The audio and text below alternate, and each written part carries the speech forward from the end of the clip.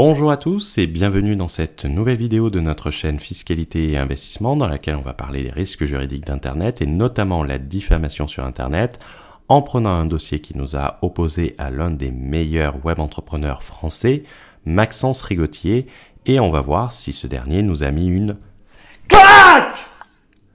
Cette vidéo se veut éducative, c'est un sujet très important donc on vous invite vraiment à rester jusqu'à la fin. Ce n'est pas une vidéo de bashing, on va juste prendre les éléments de Maxence qu'il a très mal fait, qui auraient pu se retourner contre lui si nous n'avions pas été des personnes sympas et fair-play. Donc, on va débuter cela avec une courte introduction en disant que le risque de diffamation sur Internet aujourd'hui il est strictement omniprésent. En effet, il va suffire que vous parliez d'un concurrent pour que ce dernier vous poursuive en diffamation ou vous menace de vous poursuivre en diffamation. La menace sera généralement dans 80% des cas. Donc il va être indispensable de savoir les éléments qui vont caractériser ce type d'infraction. Qu'est-ce que vous pouvez faire sur Internet? Qu'est-ce que vous ne devez pas faire sur Internet? On prendra les exemples de Maxence si vous êtes confronté à ce type de situation. Et quels sont les modes de défense qui sont à votre disposition et les procédures à mettre en place préalablement pour éviter que cela fasse trop mal. Donc, personnellement, vu que nous avons une fâcheuse tendance à étudier les dires des autres entrepreneurs pour remettre un peu de réalité juridique dans ce monde de brut qu'est la fiscalité et YouTube, nous sommes effectivement plus confrontés que d'autres à nous retrouver face à ce type de procédure. C'est pour ça que nous allons vous donner tous nos conseils à travers cette vidéo. Nous prendrons le cas de Maxence uniquement pour illustrer, cela relève de l'anecdote et voir ce qu'il a mal fait et surtout ce que vous ne devez pas faire. Cette vidéo ne se veut pas être une vidéo de bashing, ça se veut être une vidéo éducative. Maxence nous a recommandé qu'il était plus intelligent d'apporter de la valeur. Donc dans cette vidéo, nous allons apporter beaucoup de valeur pour vous et également pour lui. On a énormément de respect pour la réussite de Maxence et on aura toujours du mal à arriver à son niveau et on n'arrivera sans doute jamais à son niveau. Donc c'est une personne pour laquelle on a du respect et c'est pas une vidéo de moquerie, de bashing pour le mettre... pour faire le buzz, c'est vraiment une vidéo qui se veut éducative. Pour le rappel des faits, pour ceux qui ne sont pas au courant, nous avions sorti une vidéo récemment intitulée « La jurisprudence Rigotier », pas encore chopée, donc entièrement légale, pour expliquer qu'il ne faut pas suivre tout ce qu'on trouve sur Internet. Ce qu'on voulait dire dans cette vidéo, c'est que généralement vous trouvez des personnes qui vont parler de leurs montages fiscaux comme si c'était des experts fiscalistes sur Internet. D'autres personnes vont voir ça et vont vouloir les copier bêtement, vont se dire « ouais, je vais partir à Malte en créant une Hong Kong, comme ça j'aurai pas de TVA en dropshipping, je payerai 0% d'impôt à Malte. » Et en fait, ils ne savent pas que les personnes qui suivent sont peut-être dans l'illégalité. On pouvait trouver des vidéos de Maxence qui disaient que ce montage était entièrement légal. Donc c'est important sur Internet de faire attention et ce n'est pas parce que les personnes vont gagner beaucoup d'argent qu'ils sont toujours là, que ce qu'ils disent sur Internet est vrai. Suite à cette vidéo, nous avons bien évidemment reçu un mail de Maxence nous disant qu'il avait pris connaissance de sa vidéo et qu'il a porté atteinte à son image en utilisant une jurisprudence qui n'avait jamais existé et laissant croire qu'elle avait existé. Bon, c'était de l'humour, ça a été mal compris. Elle parle de ma situation fiscale actuelle et passée sans refléter la réalité. Non, ce n'était pas le cas, Maxence, comme on te l'a dit dans le mail. On parlait des montages que tu vendais avant et ensuite on a dit que tu n'étais plus résident maltais aujourd'hui. Donc on n'a pas parlé de ta situation fiscale, de ta déclaration d'impôt, on n'a pas insinué quoi que ce soit, on a parlé de ce que tu vendais sur Internet. Il a également dit que si nous ne retirions pas la vidéo dans les 24 prochaines heures, une procédure judiciaire sera lancée pour diffamation et en plus qu'il demandera des dommages et intérêts. Bon, ça Maxence, ça peut avoir de l'effet sur un gamin de 16 ans, mais dès qu'on est un minimum professionnel, ça fait plus rire que peur. Déjà, à l'avenir, tu dis pas on va te demander des dommages et intérêts. Tu dis que tu vas porter plainte pour diffamation avec constitution de partie civile. Ça fait déjà beaucoup plus professionnel. La seconde chose qui est très importante dans ce mail, c'est qu'il ne faut pas que tu le fasses toi. Et il ne faut pas que vous le fassiez vous. Il faut que cela soit votre avocat. Parce que la différence quand c'est vous qui le faites et votre avocat c'est légal. Et vous, ça peut être de la menace. Donc se retourner contre vous. Et surtout que les mails, on a toujours une trace. En plus de ce mail, Maxence ne s'est pas arrêté là. Il nous a appelé à une demi-douzaine de fois et en plus il a laissé un message vocal que nous allons écouter maintenant où il s'enfonce encore plus et que c'est surtout ce qu'il ne faut pas faire. Bonjour, c'est Maxence Rigotier. Donc, je te laisse ce message vocal tout simplement pour t'évoquer que si la vidéo n'est pas retirée dans les 24 prochaines heures, une procédure judiciaire sera lancée pour diffamation plus utilisation de mon nom à ton image des marques sans mon accord. Donc là, on a récupéré toutes les infos. Donc, ton prénom, ton nom, je viens de le transmettre directement à mon avocat, donc grâce au logiciel que tu utilises. Merci. Et j'ai récupéré ton numéro WhatsApp, d'autres éléments par rapport à toi. Donc, tout simplement, c'est à toi de voir. Donc, soit tu veux tout simplement, entre guillemets, ne pas le retirer, puis on va lancer une procédure judiciaire. Il y aura évidemment des dommages et intérêts, parce qu'on ira jusqu'au bout. Soit tu te dis, OK, je suis allé un petit peu loin, et c'est mieux que je retire toutes les informations erronées que tu as évoquées à mon égard. Voilà. Donc, c'est à toi de voir, en fait. Puisque, comme tu t'en doutes, là, on a ton numéro de téléphone. Donc, je te doute bien que c'est pas que la seule information que j'ai sur toi. Après, à toi de voir. Donc, soit tu retires tout et on en reste là. Je vais mettre ça sur, entre guillemets, une maladresse de ta part. Soit en revanche, tu dis non, j'ai envie de embêter Maxence Rigotier. Donc là, j'irai jusqu'au bout. Comme j'ai toutes les informations à toi, tu seras très surpris. Et ça sera intéressant, tu payeras tes dommages et intérêts et voilà. Bonne journée, donc à toi de voir. J'espère ne pas aller plus loin avec toi parce que voilà, je pense que tu as autre chose à faire et moi aussi, c'est plus malin de créer de la valeur pour les autres. Si en revanche, tu dis non, je suis quelqu'un, j'aime faire chier les autres, ainsi de suite. Bon, sache qu'il y a des lois, c'est pas parce qu'on est sur Internet qu'on peut dire et faire n'importe quoi. Et à partir de là, tu le verras par toi-même grâce à cette... Donc, ce message vocal, il y a des choses qui sont très intéressantes et qu'on va voir de suite. Mais bon, on va suivre ton conseil, Maxence, et qu'on va apporter de la valeur. Et je suis sûr que cela t'apportera de la valeur, car tu vas voir qu'à l'avenir, il faut surtout pas que tu refasses exactement la même chose, parce que si tu tombes sur des gens moins sympas que nous, ça va se retourner contre toi, mais sévèrement. Donc, nous avons ensuite retiré cette vidéo, non pas par obligation, mais parce qu'elle était mal interprétée et donc elle était relativement improductive et c'était pas le but de la vidéo. Mais en aucun cas, parce que nous avions une obligation légale de la retirer, c'était uniquement de la bonne foi. Concernant le message de Maxence Rigotier, il sous-entend qu'il a obtenu l'ensemble de nos informations à travers le logiciel que nous utilisons. Il peut s'avérer très dangereux de soi-même mentir et donc diffamer d'autres personnes pour faire un coup de pression, surtout quand ce dernier n'a aucun effet. En effet, Maxence, dans ton message vocal, tu indiques que tu as obtenu l'ensemble de nos coordonnées à travers System.io, en sous-entendant indirectement que System.io a transmis nos informations sans notre accord et hors cadre d'une procédure judiciaire, ce qui est totalement illégal. Comme le rappelle notamment le dirigeant de System.io, Aurélien Hamaker, dans une vidéo de la même date, suite à la pression d'une personne, d'un web entrepreneur qui était attaqué sur YouTube. Donc on ne sait pas si c'est toi qui l'as appelé. La vidéo c'était une story sur Facebook, c'était à la même date que ton mail. Donc je ne sais pas s'il y a un lien, coïncidence peut-être. Bon, petit coup de gueule là, je vous explique, j'ai un marketeur qui m'a contacté hier, il m'a dit qu'en fait il y a un mec qui parle mal de lui sur YouTube. Et ce mec-là, il utilise System.io et il me demandait si je pouvais lui donner ses coordonnées. Et je lui ai dit, écoute, je suis désolé, mais nous on a une politique très claire, c'est qu'en aucun cas on va divulguer les données de nos clients. Voilà. Et aujourd'hui il m'a répondu super énervé, ouais, mais voilà. Après tu te demandes pourquoi on ne parle pas de System.io, parce que voilà, lui il parle pas de System.io si vous voulez. Pourquoi on parle pas de System.io, etc. C'est peut-être un truc comme ça. Il me dit, moi j'ai eu un problème, j'ai contacté ClickFunnels, j'ai eu le contact de la personne, j'ai contacté Wolfeo, j'ai eu le contact de la personne, et après tu te demandes pourquoi System.io, puisque quand on a une galère, tu nous aides pas. Mais je dis, mais attends, mais on délire ou quoi? Ça fait des années que tu fais pas la promo de System.io. Enfin voilà, ça tient pas debout son raisonnement, c'est clair, ça a rien à voir. Et je lui dis, donc, on ne sait pas si Aurélien Hamaker parle de toi, il y a juste une coïncidence au niveau des dates, car ça tombe exactement lorsque tu nous as écrit le mail. Donc, attaquer en diffamation tout en diffamant soi-même et en sous-entendant que tu as obtenu des informations privilégiées alors que le numéro de téléphone tu l'as trouvé uniquement sur Internet et que tu fais un vulgaire coup de pression, à l'époque des réseaux sociaux où tu es une personne connue, où tu es un modèle et que tu es respecté, il ne faut pas faire ça car les gens peuvent s'en servir pour faire de la publicité ensuite.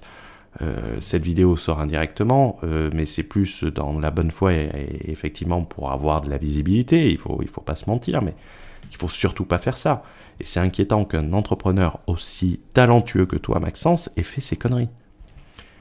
Maintenant, on va parler de la diffamation, car on parle de diffamation depuis le début, mais c'est quoi exactement la diffamation ? La diffamation, c'est l'allégation ou l'imputation d'un fait qui porte atteinte à l'honneur ou à la considération d'une personne. Avec cette définition, on n'est pas bien plus avancé. La seule question qu'il va falloir se poser, c'est si vos propos relèvent de l'allégation. Mais c'est quoi une allégation ? L'allégation, c'est une affirmation, une déclaration relative à des faits dont l'existence reste à prouver. Donc, on verra dans le slide suivant de notre vidéo si on avait fait des allégations fausses.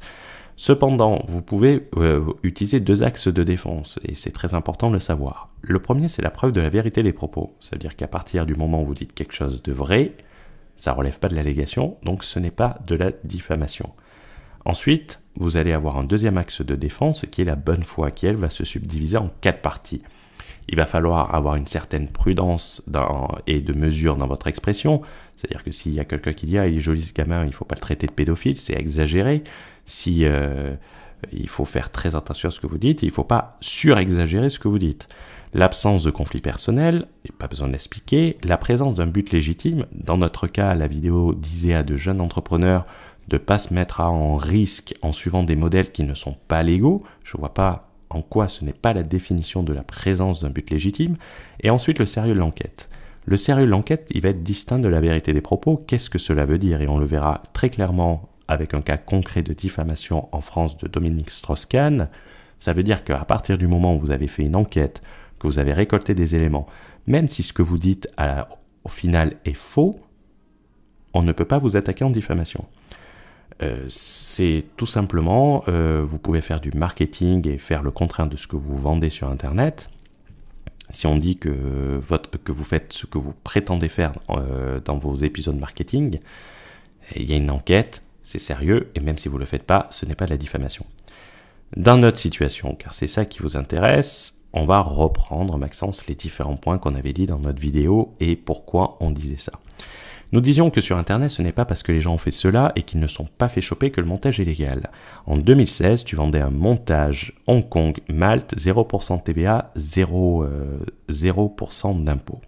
Cette vidéo, jusqu'à ce qu'on ait affaire l'un à l'autre, elle était en ligne, c'est-à-dire que des personnes pouvaient tomber dessus et se disaient « je vais aller à Malte, je vais créer une Hong Kong Limited, regardez Maxence, il a gagné des millions d'euros sur Internet, c'est quelqu'un de talentueux, donc si lui l'a fait et qu'il est toujours là, ça doit être légal. » Effectivement, quand tu vendais le 0% de TVA, 0% d'impôt, 0 tracas avec ta société Hong Kong à Malte et que tu en faisais la promotion, quel propos avons-nous inventé? C'était la jaquette de ton programme Patrimoine en Or. 0 impôt, 0 de TVA, 0 tracas, MMA.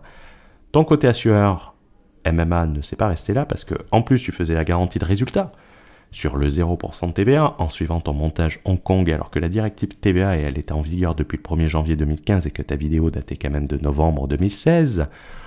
Cette directive TVA obligeait la collecte et le reversement de la TVA sur les formations vidéo à partir du moment où tu les vendais en Europe, même lorsque ta société se trouvait hors Europe, donc Hong Kong. Ta société hongkongaise devait collecter et reverser de la TVA.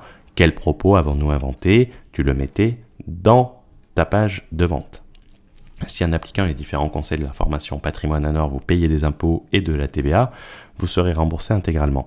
On va voir également à la fin, avec un autre cas de YouTuber d'une autre chaîne de YouTube, en quoi c'est complètement fou de mettre ce genre d'éléments quand on n'est pas sûr. Nous n'avons fait que reprendre tes propos sur Internet, sans les exagérer, sans les dénaturer. On n'a pas dit que tu faisais péter la TVA, par exemple. C'est que vous avez la TVA. Moi, en étant à Hong Kong, je fais péter totalement la TVA. Par contre, c'est toi-même qui le disais. Donc, on n'a rien inventé, on n'a rien exagéré.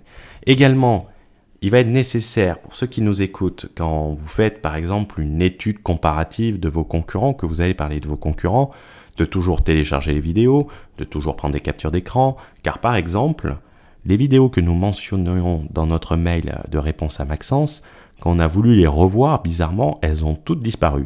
Heureusement pour nous, on les avait toutes téléchargées. Coïncidence? Je ne crois pas. Personnellement, nous utilisons un dossier protection anti-diffamation et que nous ouvrons un nouveau dossier à chaque fois que nous faisons une nouvelle vidéo. Vous pouvez voir la vidéo de Maxence Rigotier, vous pouvez voir également Nabila. Nabila, on avait fait une vidéo de ses conditions générales de vente, on a téléchargé ses conditions générales de vente au cas où ces dernières changent à la dernière minute et qu'on nous dise vous parlez de conditions de vente, c'est pas du tout celles qui sont sur le site, vous avez tout inventé. Donc, toujours conserver ça dans un dossier, cela peut se révéler utile si une personne décide de vous attaquer en diffamation, ça va vous permettre de vous défendre.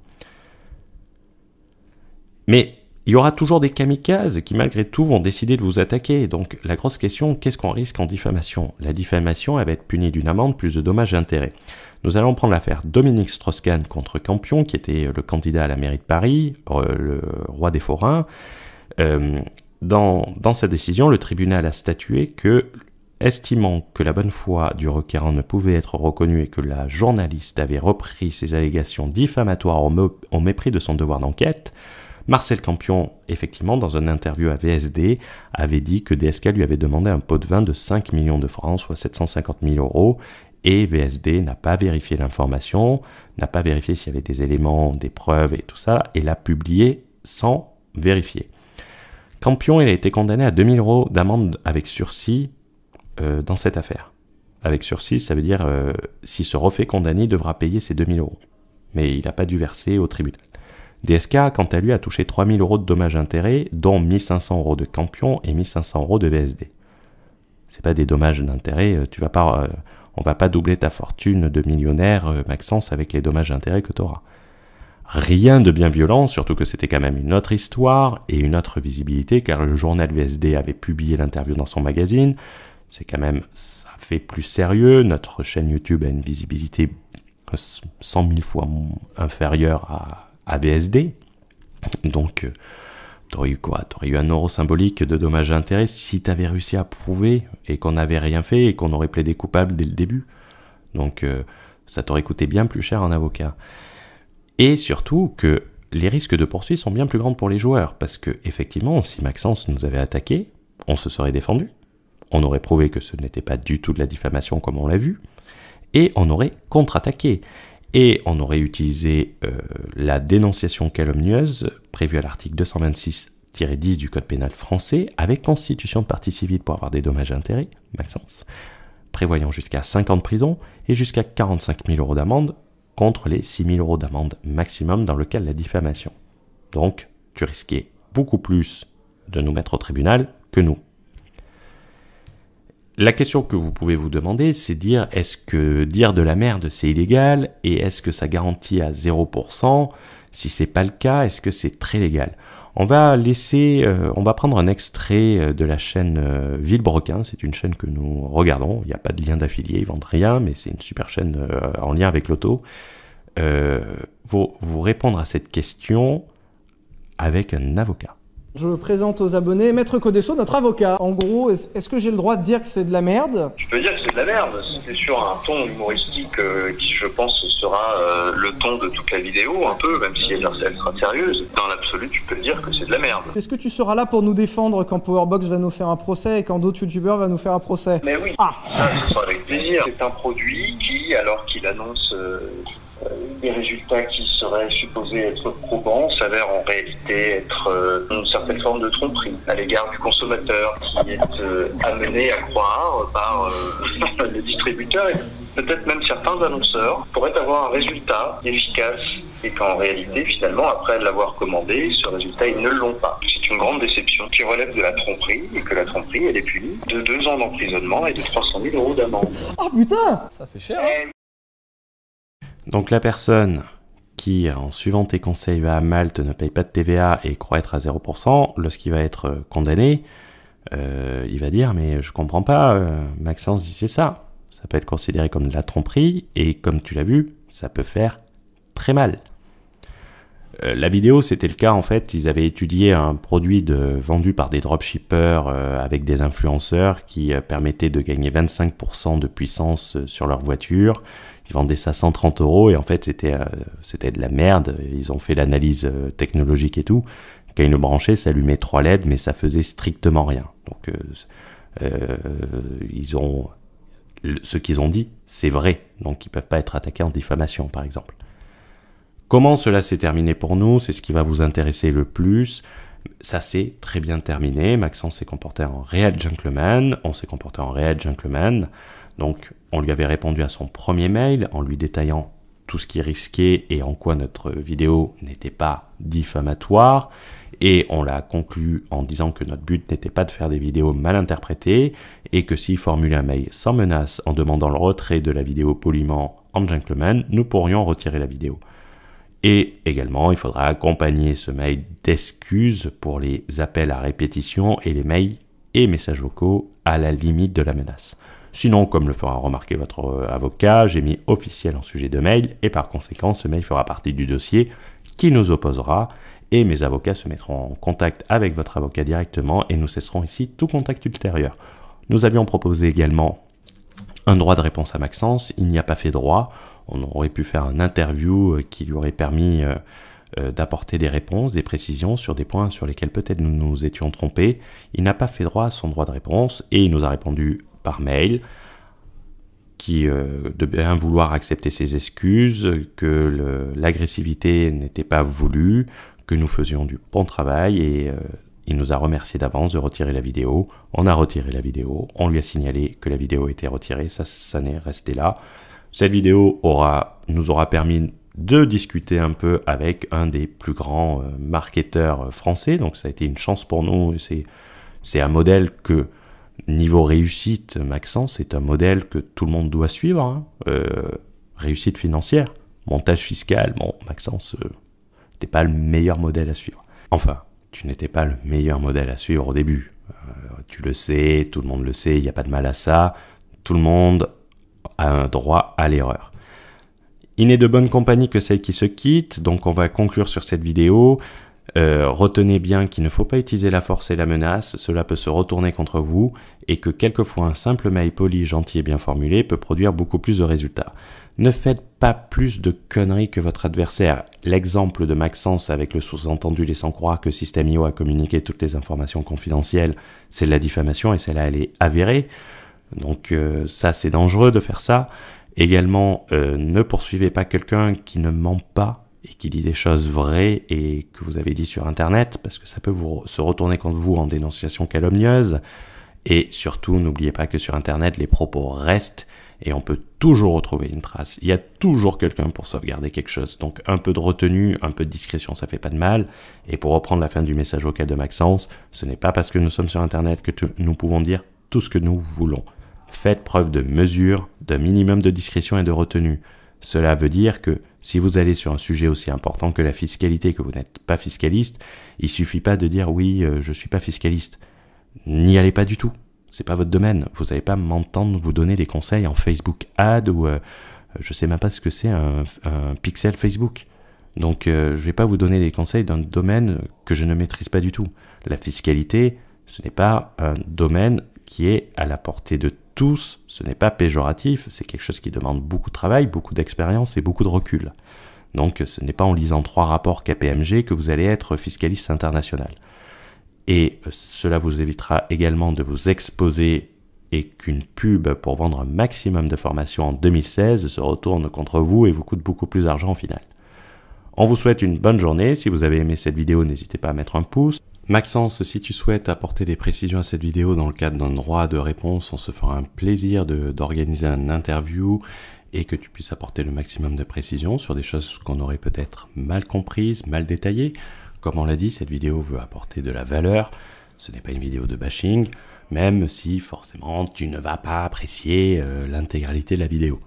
Mais bon, sans rancune aucune, on te souhaite une bonne journée et on vous souhaite tous de se retrouver très vite dans une prochaine vidéo. Ciao, ciao!